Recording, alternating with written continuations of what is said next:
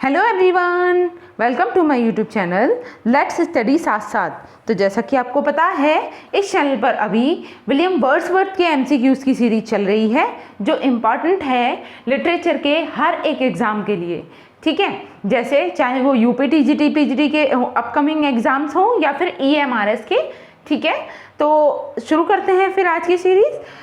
I hope previous videos को आपने देख ही लिया होगा।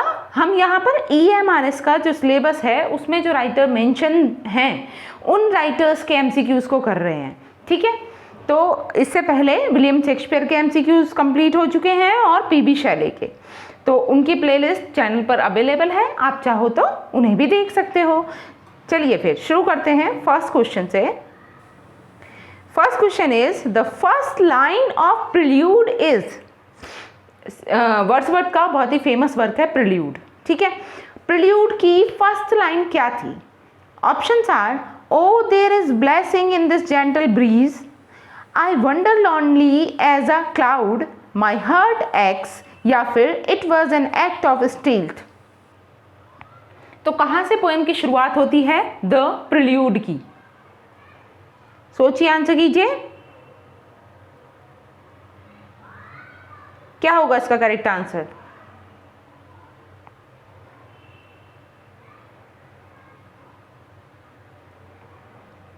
यस, इस पोएम की बिगनिंग जो होती है वो इस लाइन से होती है, oh there is blessing in this gentle breeze. Option number A is the correct answer. Now moving to the next question. Second is we are pressed by heavy laws. We are pressed by heavy laws, where does this line appear?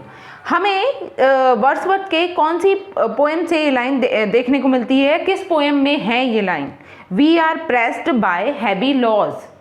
Options are the fountain, the solitary reaper, to Milton, या फिर to Lucy. क्या होगा इसका correct answer? We are pressed by heavy laws. सोचिए, answer कीजिए।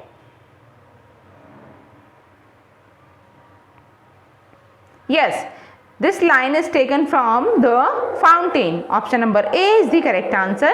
Moving to the next question. Third is the moon doth with delight look round her when the heavens are bare. Where do these lines appear? तो ये जो दो lines दी हैं ये कहाँ से हैं? वर्ड्सवर्थ की किस पोएम से है, कौन से वर्क से हैं?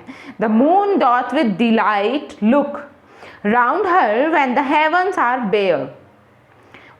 Options are immortality ode, Tintern Abbey, daffodils, या फिर टू लूसी। सोचिए, आंसर कीजिए,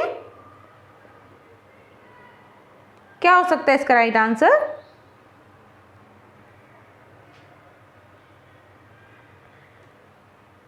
the moon doth with delight look round her when the heavens are bare. These lines are taken from immortality ode. ठीक है, option number A is the correct answer. Option A, immortality ode. Moving to the next question. Fourth is like a brook that did but cross a lonely road, and knew, seen, heard, and felt, and caught at every turn, companion never lost through a many a league, maintained for me a saving intercourse with my true self. These lines are from the Prelude, book 10. तो prelude की book number 10 से ये lines ली गई हैं। Here he tells about the influence of। यहाँ पे ही से क्या अर्थ है? ही मतलब वर्ड्सवर्थ। वर्ड्सवर्थ किसके बारे में बात करें, किसके इन्फ्लुएंस के बारे में बात करते हैं यहाँ पर इन लाइन्स के थ्रू? ठीक है, आप इतना समझ ही गए हो कि ये लाइंस कहाँ से हैं। तो प्रिल्यूड की बुक 10 से ये लाइंस ली गई हैं और यहाँ पर वर्ड्सवर्थ किसके विषय में बात कर रहे हैं? His mother, his wife, his sister, his daughter. What should be the right answer? Like a brook that did but cross a lonely road, and knew, seen, heard, and felt, and caught at every turn companion, never lost through a many a league maintained for me a saving intercourse with my true self. तो बहुत ज़्यादा attached थे Wordsworth जो थे अपनी sister से, ठीक है। तो यहाँ पे भी जो इन्फ्लुएंस के बारे में वो चर्चा कर रहे हैं वो किसके इन्फ्लुएंस की बात करेंगे, हिज सिस्टर डोरोथी, ठीक है। Option number C is the correct answer. Moving to the next question, the name of the cottage of Michael is. तो वर्ड्सवर्थ का एक बहुत ही फेमस वर्क है माइकल। अब इसमें उसके कॉटेज का नेम क्या होता है, मतलब माइकल एक कैरेक्टर है उस पर्टिकुलर वर्क में और उसका एक कॉटेज है, उस कॉटेज का नाम क्या है, the light star, the morning star, the evening star या फिर द नाइट स्टार। क्या हो जाएगा इसका राइट आंसर, बताइए। What should be the correct answer.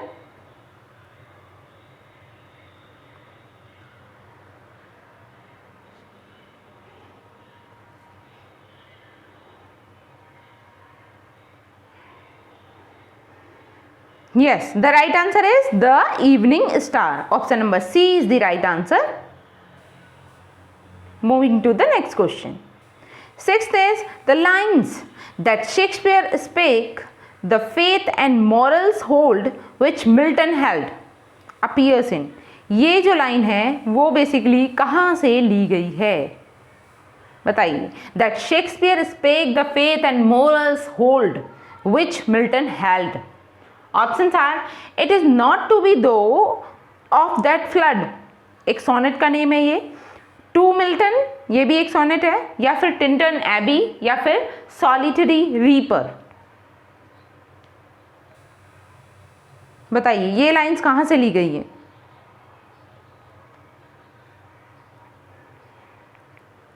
सोचिए, आंसर कीजिए। क्या हो सकता है इसका right answer. That Shakespeare spake the faith of moral hold which Milton held. Yes, these lines are taken from it is not to be though of that flood, जो एक sonnet है। Option number A is the correct answer. Moving to the next question. Seventh is the sea that wears her bosom to the moon. This is very famous line.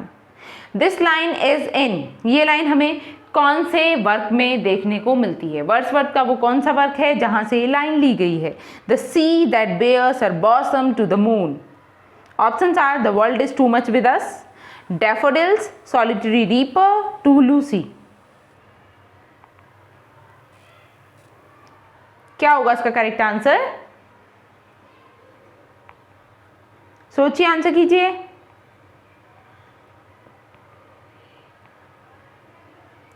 What should be the right answer?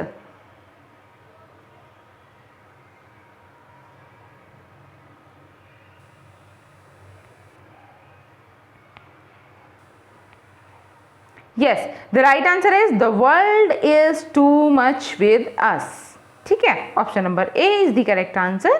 Moving to the next question.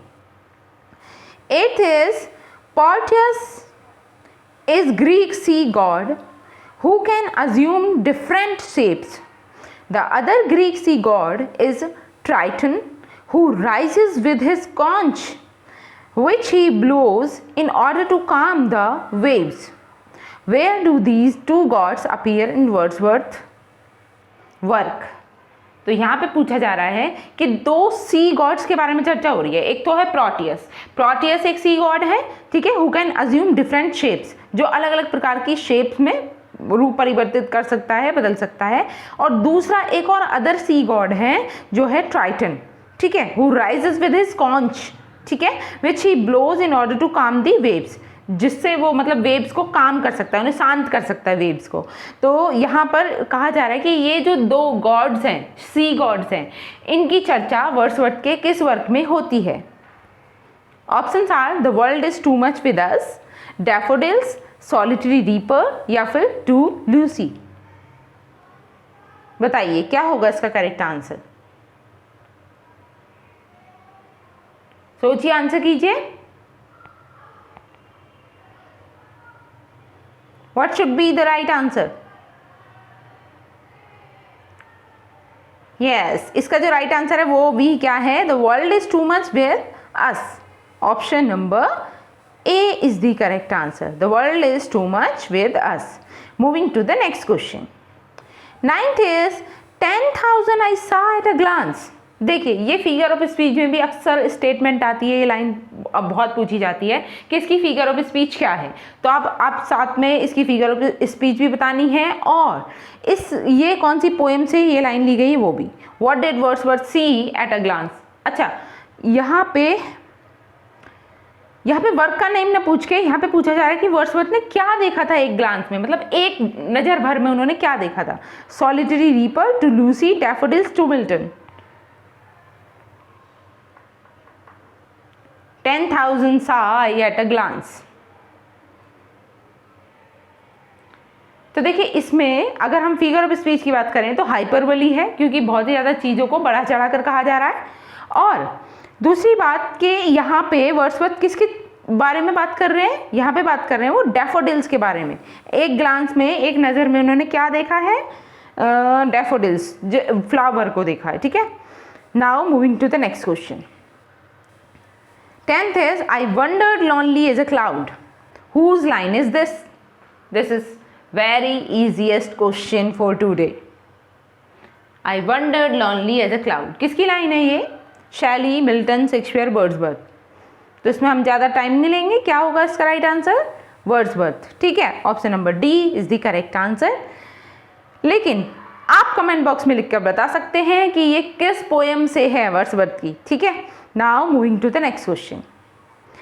11th is the complete title of the poem Tintern Abbey is composed a few miles above Tintern Abbey on revisiting the banks of the Wey during a tour July 13, 1798।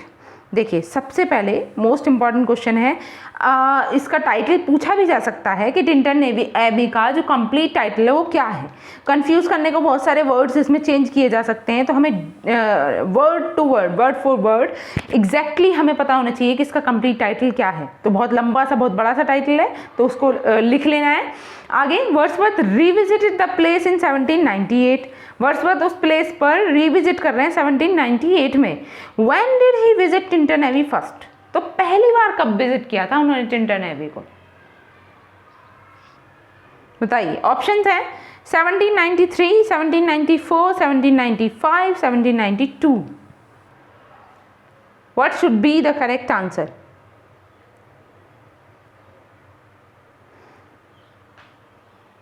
देखिए इस तरीके से आप logic लगा सकते हैं इसमें कि वो 5 साल के बाद दूसरी यात्रा पे गए थे। ठीक है, तो 1798 में वो सेकंड टाइम विजिटिंग के लिए जाते हैं, तो पहली बार कब गए होंगे? तो इसमें से 5 माइनस करके आप कर सकते हो कि 1793 is the correct answer. Option number A is the right answer, 1793।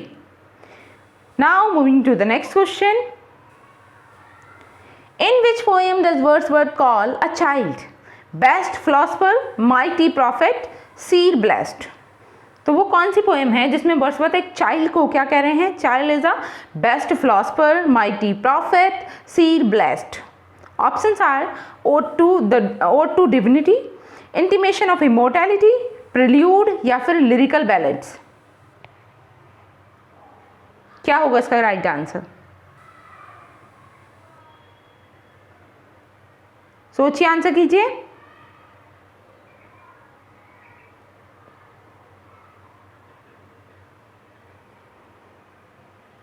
What should be the correct answer? Yes, intimation of immortality। ठीक है, option number B is the right answer. Next is 13। What is the complete title of the poem immortality ode? तो immortality ode जो work है Wordsworth का, इसका complete title क्या है? Option A is ode intimation of immortality from recollection of early childhood 1803 to 06, या फिर ode to intimation 1803 to 06, ode to intimation from recollection of youth 1803 to 06, या फिर नन ऑफ दीज। क्या होगा इसका करेक्ट आंसर? सोचिए, आंसर कीजिए।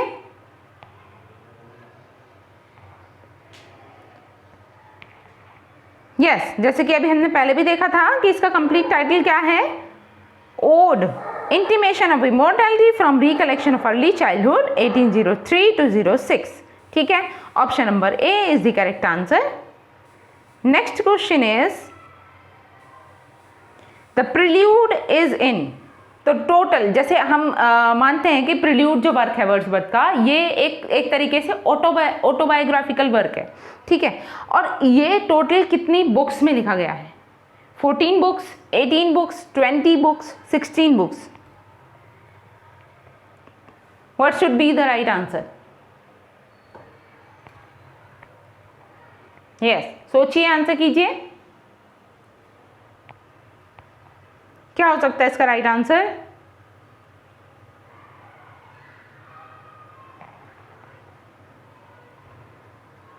The prelude is written in total 14 books. ठीक है, option number A is the correct answer.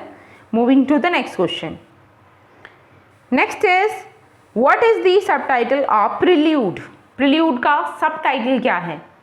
The growth of a poets brain, the growth of a poets intellect, the growth of a poets mind, growth of a poets memory. तो growth of a poets, यहां तक तो similar है, मतलब ये fix है। इसके बाद क्या आना चाहिए? ब्रेन आएगा, इंटेलेक्ट आएगा, माइंड है या फिर मेमोरी है? सारे ही ऑप्शन सिमिलर से दे दिए हैं। तो इसका सब टाइटल क्या है प्रिल्यूड का? सोचिए, आंसर कीजिए।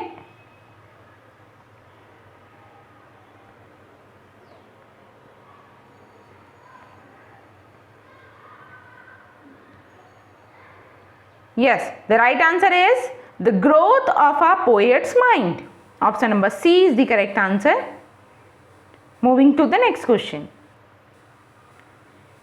Wordsworth settled down with his sister Dorothy and Corliss at Alfoxden, but for the last but for the last 50 years of his life lived first of the cottage, Grasmere and finally at. और अंत में कहाँ पे रुकते हैं वो? Option है riddle mount, एल्फॉक्सटन again, रोजमेयर या फिर नन ऑफ दीज। तो उस जगह का नाम बताना है लास्ट में जाके वो जहाँ पर ठहरते हैं। सोचिए, आंसर कीजिए।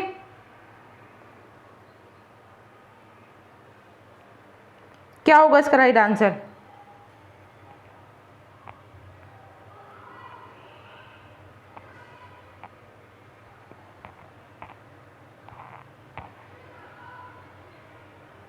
Yes, the right answer is Riddle Mount. ठीक है, option number A is the correct answer, Riddle Mount. Moving to the next question. 17 is Corliss was the first to criticize Wordsworth theory of poetic diction in. तो Collins ने पहली बार Wordsworth की जो theory of poetic Dickson है, यहाँ पे N और add करते हैं, पोएटिक डिक्शन है, इसको क्रिटिसाइज किया था। लेकिन अपनी कौन सी बुक में क्रिटिसाइज किया है? बायोग्राफी या लिटरेरिया, या फिर आई थिंक यहाँ पे प्रिल्यूड कर लेते हैं, गलत हो गया है ऑप्शन, इसे कर लो प्रिल्यूड। ठीक है, किस वर्क में उन्हें क्रिटिसाइज किया गया है? बायोग्राफी या लिटरेरिया, प्रिल्यूड, लिरिकल बैलेड्स या फिर सॉलिटरी रीपर। क्या होगा इसका correct answer?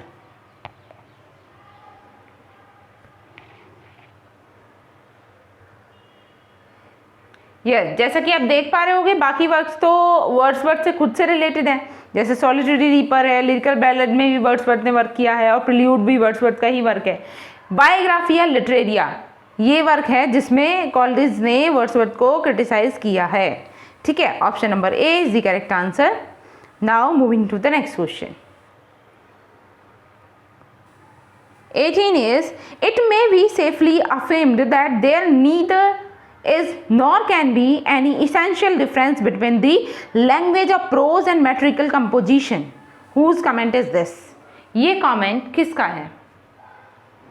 It may be safely affirmed that there neither is nor can be any essential difference between the language of prose and metrical composition. Options are Wordsworth, Shelley, Milton, Coleridge. बताइए क्या होगा इसका correct answer?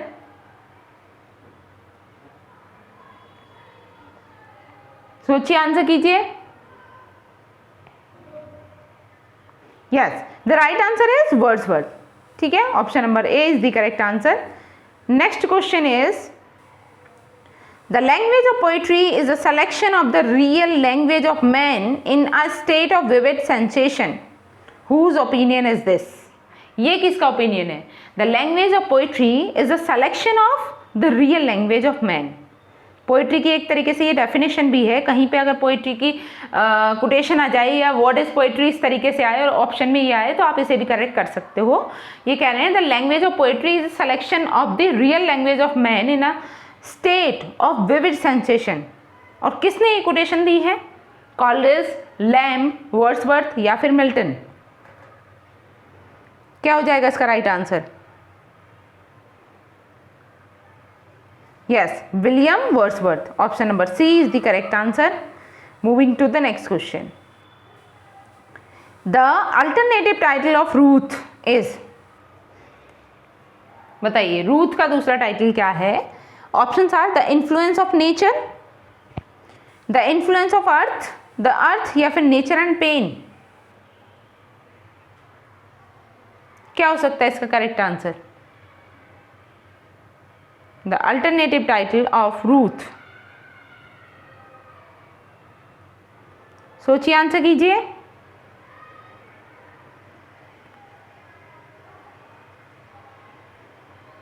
Yes, the right answer is option A, the influence of nature. ठीक है, ध्यान में रखना है, इंपॉर्टेंट है. Influence of nature. Moving to the next question. 21 is Milton, thou shouldest be living at this hour. Sorry, यहाँ पे at his hour है. This line appear in. ये लाइन हमें कहाँ देखने को मिलती है?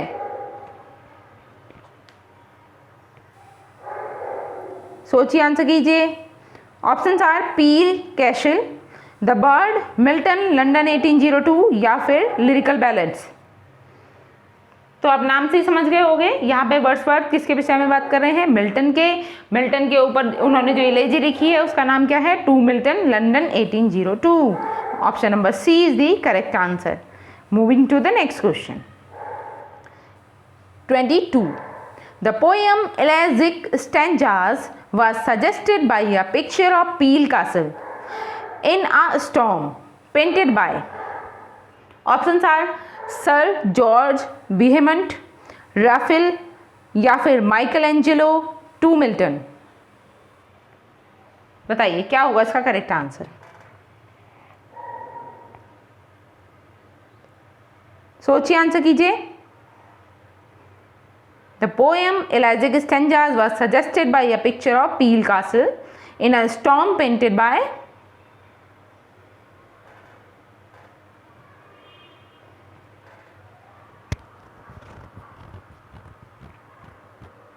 Yes, sir George बिहेमंट.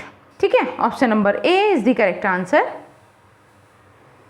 Moving to the next question. 23. Not without hope we suffer and we मोन, where does this line appear. ये लाइन हमें कहाँ देखने को मिलती है? वर्ड्सवर्थ के किस वर्क से ये लाइन ली गई है? Not without hope we suffer and we मोन. Options are Peele Castle, to Milton, daffodils, to Lucy. क्या हो सकता है इसका राइट आंसर?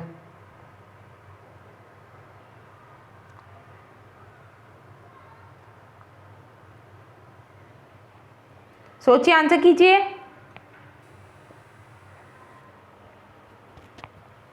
यस, ये जो लाइंस ली गई हैं वो पील कासल से ली गई हैं. ठीक है, option number A is the correct answer.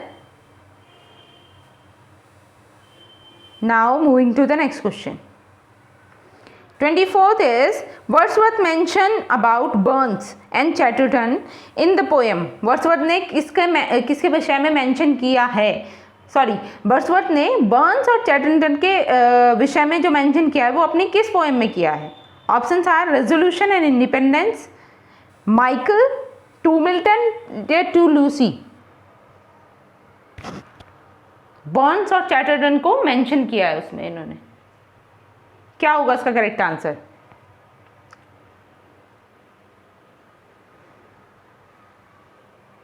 Yes, what should be the right answer?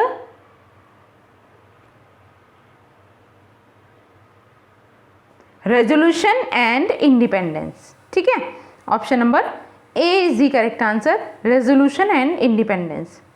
Now moving to the next question. 25th is Michael is a pastoral poem. ठीक है, आप ये अच्छे से जानते हो कि माइकल क्या है, एक पेस्टोरल पोएम है that presents the pathetic life of a shepherd Michael. What is the name of his son? तो माइकल जो शेफर्ड होता है एक, तो उसके बेटे का नाम क्या होता है? Options are duke, Michael junior, Luke या फिर नन ऑफ दीज। तो ये ऑप्शन डी तो कट कर देते हैं, बाकी 3 ऑप्शंस में से सोच के बताइए कि माइकल के बेटे का नेम क्या होता है। ड्यूक है, ल्यूक है या फिर माइकल जूनियर है? सोचिए, आंसर कीजिए, क्या हो सकता है इसका right answer?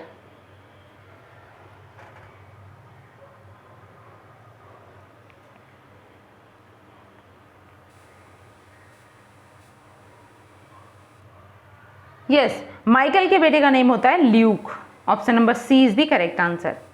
Next is if solitude और फियर और पेन और grief should be thy portion, whom is Wordsworth referring to? तो यहाँ पे वर्ड्सवर्थ किसे रेफर करते हैं, किसे रेफर कर रहे हैं? इफ सॉलिट्यूड और फियर और पेन और grief should be thy portion. Options are Coleridge, Milton, sister of Coleridge या फिर डॉरथी वर्ड्सवर्थ। क्या होगा इसका करेक्ट आंसर? सोचिए, आंसर कीजिए।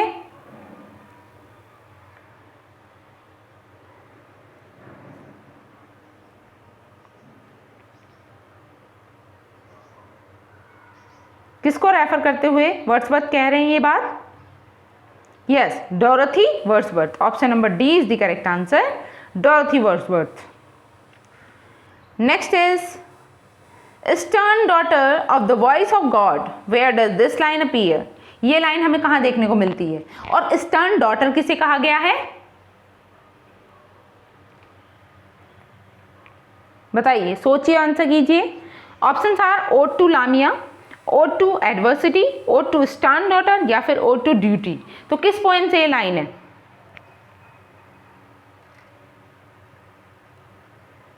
Stern daughter of the voice of God. Yes, ये कहां से ली गई है लाइन? ओड टू ड्यूटी से। ठीक है, option number D is the correct answer. और स्टर्न डॉटर भी किसको कहा जा रहा है? गॉड की स्टर्न डॉटर कौन है? तो वो है ड्यूटी। ओके, ये भी ध्यान रखना है। Now moving to the next question. 28 is Wordsworth brother passed away by. Wordsworth के जो भाई थे उनकी मृत्यु कैसे होती है? Options are tuberculosis, heart attack, shipwreck या फिर due to suicide.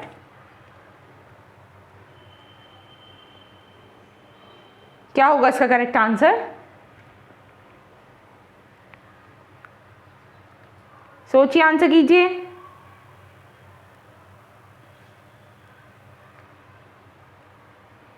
Yes, what should be the right answer?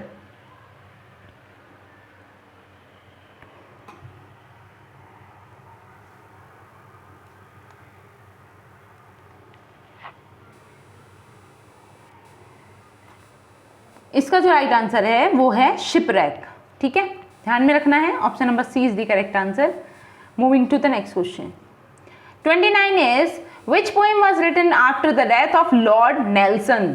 तो लॉर्ड नेल्सन की मृत्यु के बाद में वर्ड्सवर्थ ने कौन सी पोएम लिखी थी? Options are leech gatherer, character of a happy life, character of a happy warrior या फिर टू ल्यूसी।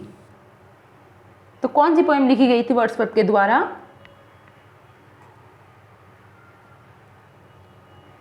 सोचिए, आंसर कीजिए। क्या होगा इसका करेक्ट आंसर? यस, इसका जो राइट आंसर है वो है character of a happy warrior. Okay, option number C is the correct answer, character of a happy warrior. Next is resolution and independence 1802 was originally called. तो इसका मतलब originally title क्या था? Original title options are leech gatherer, Lamia, determination, to Milton.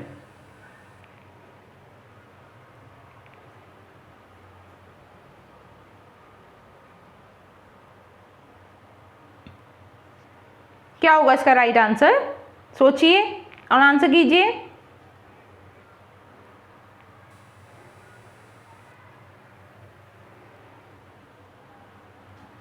What should be the correct answer?